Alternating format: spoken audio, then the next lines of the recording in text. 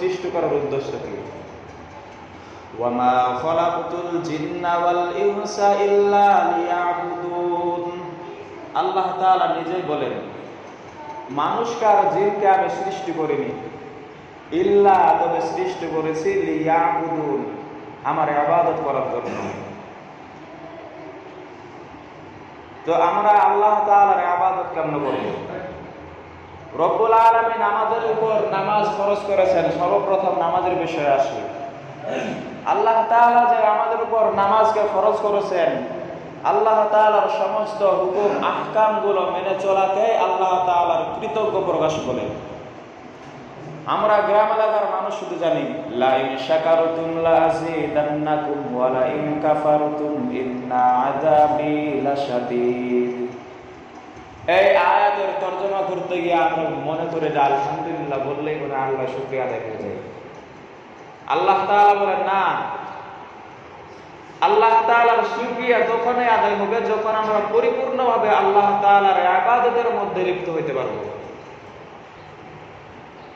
আল্লাহ তাআলা আমাদের উপর যে নামাজকে ফরজ করেছেন, এই নামাজ যদি আমরা না পড়ি, সারাদিন শুধু আলহামদুলিল্লাহ আলহামদুলিল্লাহ বলে যাই, শুকরিয়া আদায় হবে না, শুকরিয়া আদায় হবে না। এজন্য আমাদেরকে সর্বপ্রথম নামাজের তাকিদ দেওয়া লাগবে। আল্লাহ তাআলা আমাদেরকে তৌফিক দিয়েছেন। এই তৌফিকের মাধ্যমে আল্লাহ তাআলার অশেষ মেহেরবানির মাধ্যমে এত বড় একটা মসজিদ এখানে হয়েছে। আল্লাহ তাআলার দরবারে লাখো কোটি শুকর ও সুজুদ যে রব্বুল আলামিন আমাদেরকে এত বড় একটা মসজিদ উপহার দিয়েছেন, এজন্য বলে আলহামদুলিল্লাহ। কিন্তু বড় আফসোসের বিষয়, এত বড় মসজিদের মধ্যে মুসল্লি নাই। আল্লাহ তাআলার যে এত বড় মসজিদ বানাইলো, আমরা শুধু মসজিদের কাজের মধ্যে সহযোগিতা করি আর পরিশ্রম দেই, এটার মাধ্যমে মনে করি যে আল্লাহ রাসূল তো বলেই গেছেন, মান বানা লিল্লাহি মাসজিদান বানাল্লাহু বাইতান ফিল জান্নাহ। আমরা শুধু এই আদেশের উপর আমল করি যে দুনিয়ার মধ্যে যে আল্লাহর জন্য মসজিদ বানায়, আল্লাহ তার জন্য জান্নাতে ঘর বানায়। জান্নাতে তো ঘর বানায় ঠিক আছে, মসজিদ বানানোর জন্য মসজিদের মধ্যে যে একটা ইটও দেন, আপনার জন্য জান্নাতে একটা ঘর বানানো হবে। বলুন সুবহানাল্লাহ, জোরে বলুন না সুবহানাল্লাহ। একবার সুবহানাল্লাহ বললে আল্লাহ আল্লাহর রাসূল বলেন যে জান্নাতের মধ্যে ওই ব্যক্তির জন্য বড় একটি গাছ লাগানো হয়। সুবহানাল্লাহ। আরেকবার আরেকটা লাগানো হয়েছে। এমন ভাবে যতবার সুবহানাল্লাহ বলবে ততবার তার জন্য জান্নাতের মধ্যে বাগানকে সাজানো হবে। তো আমরা যে মসজিদকে আবাদ করব, এই মসজিদ দিয়ে দেওয়ার পরে মসজিদের খবর না নেওয়াকে আমাদের মুসল্লি বলে না। তো মসজিদের মধ্যে নামাজ 5 ওয়াক্ত নামাজ, যেমন এখন যেমন শুক্রবারের নামাজ, এই শুক্রবারের নামাজের এখন যতগুলো মানুষ হয়েছে, ফজরের সময় অতগুলো মানুষ থাকবে, আসর এশা সব সময় 5 ওয়াক্ত নামাজের মধ্যে এতগুলো মানুষ থাকার নামই হলো মুসল্লি। 5 ওয়াক্ত নামাজ আমরা যদি আমাদেরকে কেউ যদি বলে নামাজ পড়ি, শুক্রবার নামাজ শুধু পড়লেই হবে না। যে রব আমাদের উপর শুক্রবারের নামাজকে ফরজ করেছেন, ওয়াজিব করেছেন, সেই রব তো আমার উপর ওই যে 5 ওয়াক্ত নামাজকেও ওয়াজিব করছেন। যে রব আমাকে হুকুম দিয়েছেন শুক্রবারের নামাজ পড়ার জন্য, সেই রবই তো আবার বলছেন, ইয়া আইয়ুহাল্লাযীনা আমানু আকিমুস সালাতা ওয়া আতুজ যাকাতা ওয়ারকাউ মা'আর রাকিঈন। সেই রবই তো বলছেন যে হে ইমানদারগণ, নামাজ পড়ো এবং যাকাত দাও এবং রুকুকারীদের সাথে রুকু করো। রুকুকারীদের সাথে রুকু করো মানেটাকে বুঝাইছে। জামাতের কথা স্পষ্টভাবে কোরআনের মধ্যে বলা হয় না যে জামাতের সহিত নামাজ পড়ো। ওয়াসজুদু মা'আস সাজিদিন, সাজদাকারীদের সাথে সাজদা করো। ওয়ারকাউ মা'আর রাকিঈন, রুকুকারীদের সাথে রুকু করো। এর দ্বারাই বোঝায় যে একটা যখন জামাত প্রতিষ্ঠিত হবে তখনই তো রুকুকারী সেখানেই পাওয়া যাবে, আর তাদের সাথেই তো আমাকে রব্বুল আলামিনের দরবারে রুকুর মধ্যে মাথাটা ঝুঁকাইতে হবে। এজন্য আমাদেরকে নামাজের তাকিদ দেওয়া হয়েছে বেশিভাবে। আল্লাহ রাসূল বলেন, এটা গত শুক্রবারও বলছি, বাইনাল মুসলিমি ওয়াল কাফিরি তারকুস সালাহ, নামাজ হইল মুসলমান এবং কাফেরদের মধ্যে পার্থক্যকারী। আমি নামাজ পড়ি না, আবার আমার কাফেরও যে নামাজ পড়তেছে না, বিধর্মী হিন্দু নামাজ পড়ে না, আমিও নামাজ পড়তেছি না, পার্থক্য কই? আল্লাহর রাসূলকে সাহাবীরা যখন জিজ্ঞাসা করলো যে হে আল্লাহর রাসূল, আমাদের মধ্যে আর ওই যে কাফেরদের মধ্যে পার্থক্য কি? আল্লাহর রাসূল বলেন তরকুস সালাহ, নামাজকে ছেড়ে দেওয়া হলো আমাদের মধ্যে এবং তাদের মধ্যে পার্থক্য। আমরা এখন মুসলমান দাবি করতেছি কিন্তু আমাদের মধ্যে নামাজ নাই। বিভিন্ন কাজের মধ্যে লিপ্ত হয়ে আমরা বলতে একটা অজুহাত খাটিয়ে দিচ্ছি, এই কাজের মধ্যে ছিলাম, এখানে ছিলাম, ওখানে ছিলাম, ওইখানে নামাজ পড়ে নেন, সমস্যা কই? এই কাজের অজুহাত আল্লাহ তাআলা ওই কিয়ামতের দিন শুনবে না। আল্লাহ তাআলা কোরআনের মধ্যে সুস্পষ্টভাবে কোনো ইশারা ইঙ্গিত নয়, স্বয়ং একেবারে স্পষ্টভাবে ডাইরেক্টলি ভাবে বলে দিয়েছেন, ইয়া আইয়ুহাল্লাযীনা আমানু ইন্না আজওয়াজাকুম ওয়া আওলাদাকুম আদুওয়াল লাকুম ফাহযারুহ। হে ঈমানদারগণ, তোমাদের সন্তান এবং তোমাদের স্বামী স্ত্রী, পুরুষদেরকে বলতেছেন তোমাদের স্ত্রী আর মহিলাদেরকে বলতেছেন তোমাদের স্বামী, তোমাদের দুশমন। দুশমন কখন হবে? যখন আল্লাহ তাআলার ইবাদত করার মধ্যে, আল্লাহর হুকুমগুলো মানার মধ্যে তারা বাধা বিরোধী হয়ে সৃষ্টি হবে, তখনই তারা তো দুশমন হবে। এই যে এত সমস্ত পরিবারের জন্য এত কাজ কর্মের মধ্যে লিপ্ত আমরা, সারাদিন রোদে যেখানে সেখানে, সামান্য দুনিয়ার একটা পরীক্ষার হলের মধ্যে কিছু মাত্র ক্ষণস্থায়ীভাবে একটা হায়াত দিয়েছে না, হায়াতকে সাজানোর জন্য এত ভাবে আমরা লিপ্ত হয়ে পড়েছি। তো এই আখিরাতের মধ্যে যেখানে হায়াতের কোনো শেষ নাই, অসংখ্য অগণিত কোনো শেষ সেখানে থাকবে না, এমন একটা হায়াত সেখানে থাকবে, লা ইয়ামুতু ফিহা ওয়ালা ইয়াহইয়া। আল্লাহ তাআলা বলেন, বান্দা তুই যদি জাহান্নামে হয়ে যাস, লা ইয়ামুতু ফিহা, সেখানে তুই মরবিও না, ওয়ালা ইয়াহইয়া, বাঁচবিও না, এমন অবস্থায় আল্লাহ তাআলা সেখানে তোমাকে রাখবে। তো সেই আখিরাতের হায়াতকে সাজানোর মধ্যে আমরা বিলাসী। আল্লাহ তাআলাই তো মানুষদেরকে বলে দিয়েছেন সূরা কিয়ামতের মধ্যে সুন্দরভাবে বলে দেন যে এরা তো দুনিয়ার এই পার্থিব জগতের ভালোবাসার মধ্যে পড়ে আমি আল্লাহকে ভুলে গেছে। এজন্য আল্লাহ তাআলা আবার সূরা তাহারের মধ্যে বলেন, হাল আতা আলাল ইনসানি হিনুম মিনাদ দাহরি লাম ইয়াকুন শাইআম মাযকুরা। আল্লাহ তাআলা নিজেই বলেন যে তোমাদের অস্তিত্ব একটা সময় ছিল না, আজকে দুনিয়ার মধ্যে গিয়ে এত বড়াই করতেছো, এত অহংকার আর দুনিয়ার কর্মজীবন ব্যবস্থায় আর এত সমস্ত প্রতিযোগিতার বাক বিতণ্ডায় লিপ্ত হয়েছো। তোমাদের সৃষ্টি কোথায় ছিল? একটা সময় তো তোমরা ছিলেই না।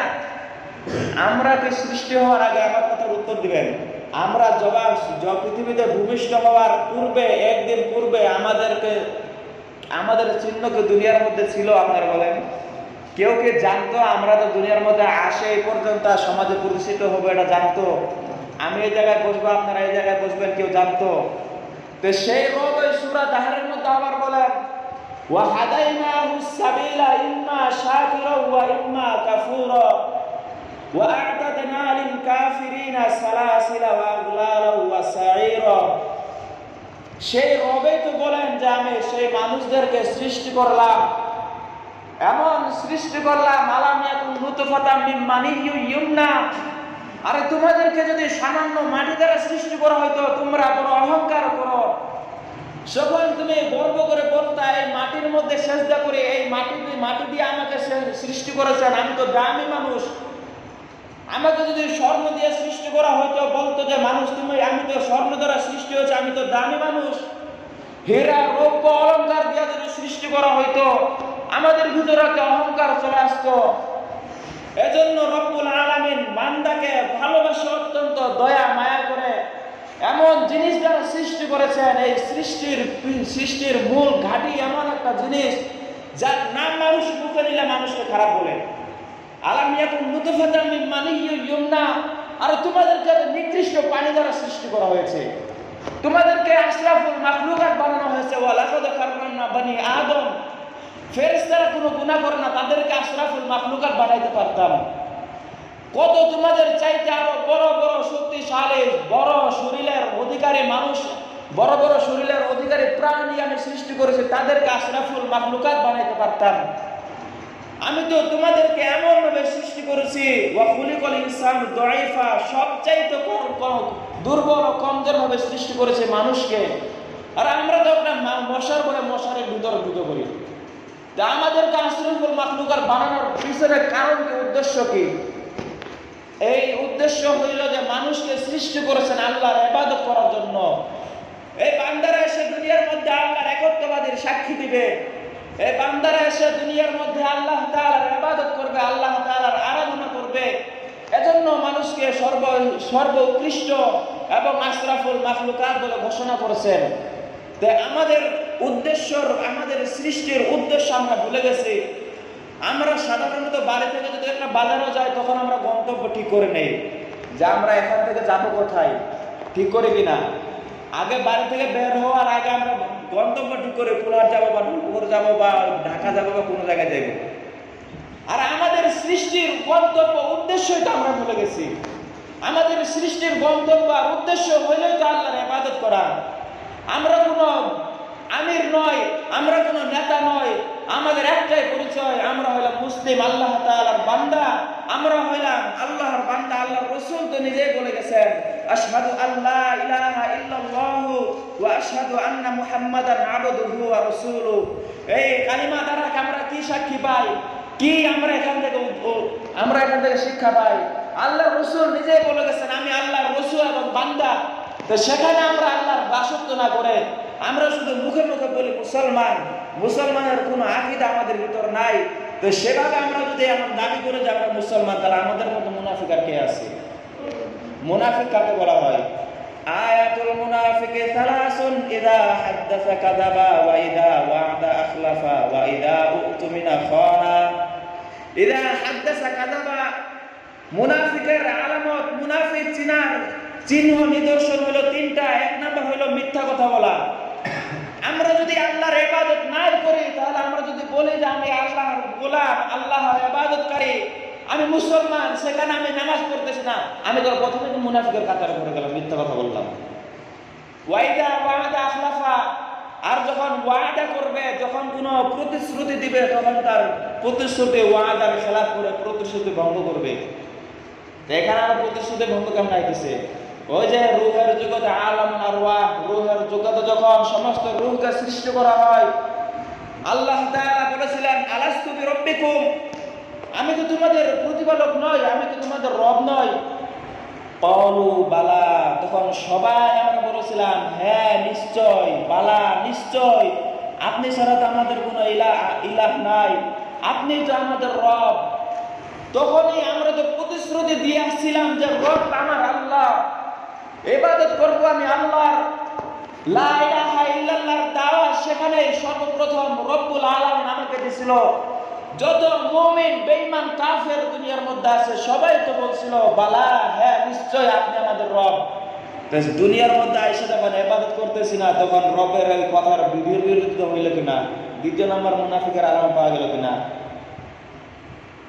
ওয়াইদা উতুমিনা খাওয়ানা, যখন তাকে আমানত দেওয়া হবে, তখন তা ভঙ্গ করবে, তখন তা খেয়ানত করবে, নিজের দাবি করবে, তখন তা নষ্ট করবে। এবার বলেন কেমন নষ্ট করলো?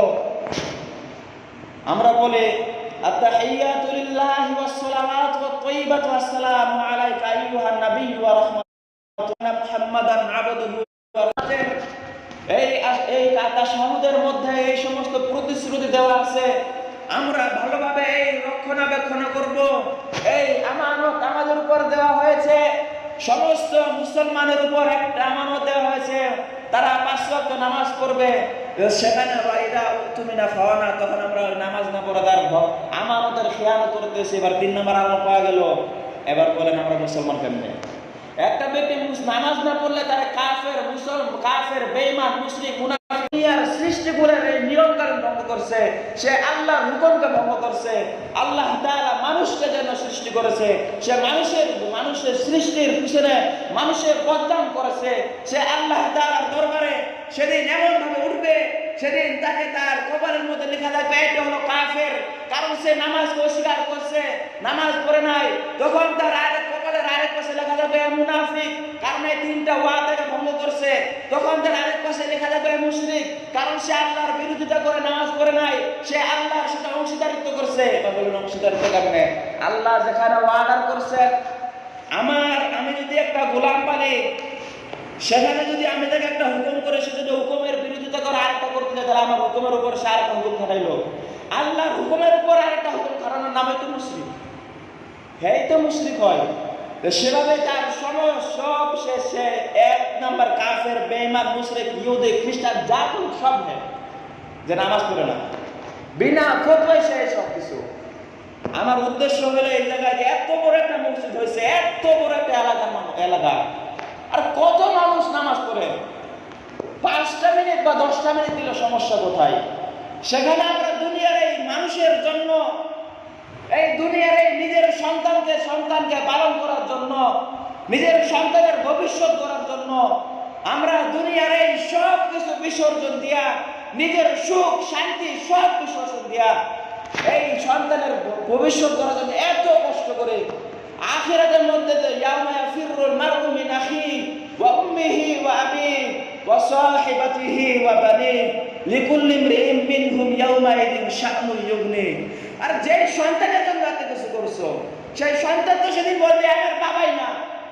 সেই বাবার জন্য এত কিছু করছো, সেই বাবা বলবে আমি তো বিয়েই করি নাই, আবার আমার সন্তান আসতো কোথা থেকে? যে মা এত দয়া দেখাইতো, সে মার জন্য যদি এই আল্লাহর হুকুমগুলো অমান্য করো, সেদিন ওই মা বলবে আমি তো দুনিয়ার মধ্যে কুমারী ছিলাম, আমি তো কুয়ারি ছিলাম, আমি তো বিয়ে করি নাই, তাহলে আমার সন্তান হলো কিভাবে? শুধু একটা নেক আমল দেওয়ার ভয়ে সে অস্বীকার করবে। তো সেই সন্তানের জন্য যদি আপনি নিজের আখিরাতকে নষ্ট করেন, আপনিই তো বড় আবু জাহেল, আপনিই তো বড় কথা। এর চাইতে বড় কথা কি আছে? স্বার্থের জন্য দুনিয়া, এই দুনিয়াতে স্বার্থের পিছনে চলে। স্বার্থ ছাড়া কে আছে দুনিয়ার মধ্যে? একটু তাকান, স্বার্থ ছাড়া কে আছে? তো সেইখানে যদি নিজের স্বার্থ নিজে না দেখেন, আখিরাতের মধ্যে আর আপনি তো নিজের সন্তানকে নিজেই পরিচয় দিবেন না। সেই সন্তানের জন্য দুনিয়া এত কিছু করতেছেন কেন? আমি বলতেছি না এত কিছু করেন না, করবেন ঠিক আছে, কিন্তু আল্লাহর হুকুম, আমরা গ্রামের এলাকার মানুষ, এখানে আল্লাহ আমাদেরকে কাজকর্ম করে খাইতে হয়, নামাজটা বন্ধ আদায় করে, কমপক্ষে নামাজ আদায় করি। এই জন্য আমার উদ্দেশ্য হইল এখানে বলার যে এই সব কিছু করার পিছনে আমরা শুধু একটা অন্ধকার, একটা আলো দেখতেছি, চতুর্দিকে অন্ধকার, আর একটা শুধু প্রদীপ দেখতেছি, আর প্রদীপের দিকে সবাই দৌড়াইতেছি, আর দৌড়াইতে দেখে বাধা হয়েছে, ওই প্রদীপও নিভে যাবে। আগে ওই দিকে দৌড়ান যেদিকে নূরের বড় তাজাল্লি দেখা যায়, ওই আখিরাতের দিকে দৌড়ান যে আখিরাতের মধ্যে আমাকে ধরা হবে। সেদিন ফামাই ইয়ামাল মিসকালা যাররাতিন খায়রান ইয়ারা ওয়া মান ইয়ামাল মিসকালা যাররাতিন শাররান ইয়ারা। দুনিয়ার মধ্যে একটু চুল পরিমাণ তুমি একটু খারাপ কাজ করছো, সেটার প্রতিদান স্বরূপ তোমাকে সেদিন জাহান্নামে দেওয়া হবে।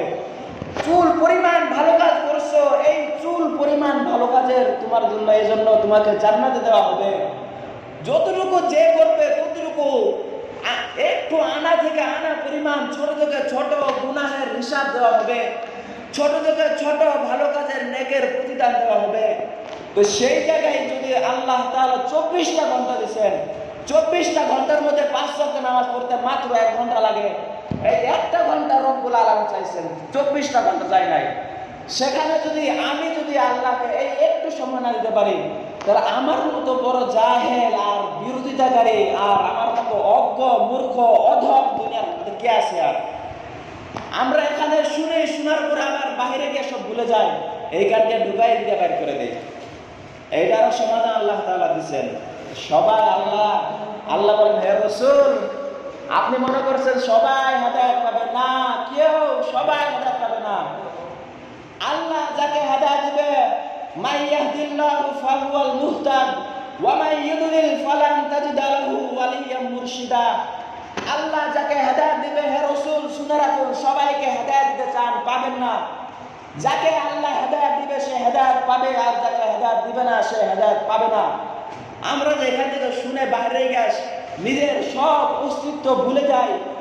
এখান থেকে শুনে মনে আবার একটা জল্পনা জায়গায় আজ থেকে নামাজ পড়বো, বাইরে গেলে দুনিয়ার এই লোভ লালসায় পরে আবার সব ভুলে যায়। আল্লাহ তাআলা বলেন, এটা অন্তর কাছে যাও, খতামাল্লাহু আলা কুলুবিহিম ওয়া আলা সামিইহিম ওয়া আলা আবসারিহিম। আল্লাহ নিজেই সূরা বাকারার শুরুতেই বলেন, আমি তাদের অন্তরের মধ্যে, আমাদের কানের মধ্যে, আমাদের চোখের মধ্যে তালা লাগিয়ে দিয়েছি। এদেরকে যত নসিহত করুন, লাহুম কুলুবুন লা ইয়াফকাহুনা বিহা। হে রাসূল যত নসিহত করুন, এদের অন্তর তারা ভাবার জন্য অন্তর দিয়েছিলাম, তারা ভাববে না। ওয়ালাহুম আয়ুনুন লা ইউসিরুনা বিহা। দুনিয়ার মধ্যে এত সব নিয়ামত দিছি, তারা দেখেও না দেখার ভান করবে। ওয়ালাহুম আযানুন লা ইয়াসমাউনা বিহা। হে রাসূল এদেরকে দুইটা কান দিছি, নসিহত শুনবে মানুষের, এরা মানবে, তখন তারা শুনে আবার এদিক দিয়ে শুনবে, এদিক দিয়ে বাইর করে দিবে, মানবে না। উলাইকা কাল আনআমি বাল হুম আযাল্লু ওয়া উলাইকা হুমুল গাফিলুন। হে রাসূল শুনে রাখুন, এরা চতুষ্পদ যা নিকৃষ্ট জানোয়ারের চাইতে আরো অধম, আরো নিকৃষ্ট, এরাই হলো গাফেল। উলাইকা লাহুম লাহুম নার। তাদের জন্য জাহান্নামকে সাজিয়েছি। হে রাসূল এদের জন্য তো অগ্নিশিখা আমি তৈরি করেছি, এরাই হবে জাহান্নামে। ওয়া আ'তাদনা লিল কাফিরিনা সালাসিলা ওয়া আগলাল ওয়া সাইরা। এদের জন্য তো আমি ওই জাহান্নামের শিকলগুলো তৈরি করেছি। আমরা যদি এখান থেকে শুনে যদি বাইরে গিয়ে আবার আসরের সময় না আসি, মনে করতে হবে খতামাল্লাহু আলা কুলুবিহিম। আমাদের অন্তরের মধ্যে আল্লাহ শিল মোহর মেরে দিয়েছেন। ওয়া আলা সামিইহিম, আমাদের কানের মধ্যে শিল মেরে দিয়েছেন। ওয়া আলা আবসারিহিম, আমাদের চোখের মধ্যে শিল মোহর মেরে দিয়েছেন। তখন আমাদেরকে বুঝতে হবে আমাদের অন্তর গাফেল হয়ে গেছে, দুনিয়ার এই লালসার মধ্যে পড়ে আমাদের অন্তর খোদা থেকে বিরোধী হয়ে গেছে। তখন আমাদেরকে অনুশোচনা করে দুনিয়ার এই ত্যাগ মায়া ত্যাগ করে, যখন একটা মানুষ নেশা ছাড়তে চায়, তখন নেশা ছাড়ার জন্য অনেক কিছু কৌশল অবলম্বন করতে হয়। দুনিয়ার মায়ায় পড়ে এটাও একটা নেশা, এই নেশা ছাড়ার জন্য অনেক কৌশল অবলম্বন করা লাগবে। মন চাইবে না মসজিদ আসার জন্য, তবুও আমাদেরকে নিজের মনের সাথে জিহাদ করে। ওয়া আম্মা মান খাফা মাকাম রাব্বিহি ওয়া নাহান নাফসা আনিল হাওয়া ফাইন্নাল জান্নাতা হিয়াল মাওয়া। আল্লাহ বলেন দুনিয়ার গিয়া তারা দুনিয়ার এই লালসায় পড়ে, দুনিয়ার নেশায় পড়ে যাবে। তখন যদি কেউ যদি নিজের মনের সাথে যুদ্ধ করে যদি আমার পক্ষে ফিরে আসে, তাদের জন্য জান্নাতুল মাওয়া সৃষ্টি করেছে। সুবহানাল্লাহ। তো আমরা কি পারবো নিজের মনের সাথে জিহাদ করতে? ইনশাআল্লাহ বলি, হাত তুলে দেখায় কে পারবেন না আমার সাথে। আর আমরা যদি মুসলমান হই, তাহলে নামাজ আমাদের জন্য আল্লাহ ফরজ করছেন। আমাদের মুসলমানের জন্য আমাদেরকে মুসলমানের পরিচয় নামাজ, আমাদের জন্য আমাদের পরিচয় হলো লা ইলাহা ইল্লাল্লাহ বলার দ্বারা নামাজ আমাদের জন্য সবকিছু। আল্লাহর হুকুমগুলো মানা আমাদের জন্য ফরজ। এদিকে আমরা লক্ষ্য রাখবো। আমাদের নিজের অস্তিত্ব নিয়ে আমাদের অস্তিত্ব কোনো বড়াই নাই। আজকে আসে কালকে চলে যাব।